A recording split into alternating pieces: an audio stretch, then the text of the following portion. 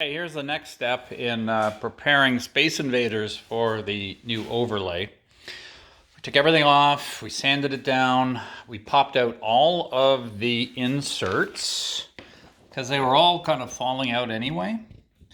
And I re-glued them all just with a little dab of Gorilla Glue just to get them all back in. Then I took a bunch of 8.5 by 11 sheets of paper. I taped them together on the playfield and traced out where all the holes go.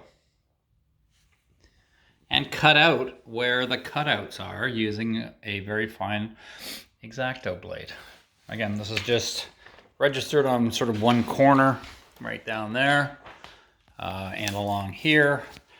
Then it overlays along this side, and everything should be in the right place because there are no holes or anything or marks or any guides or anything on here.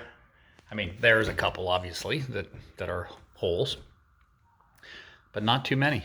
Certainly none of the little guides down here, none of those things. So this is something that we came up with to try to make it easier.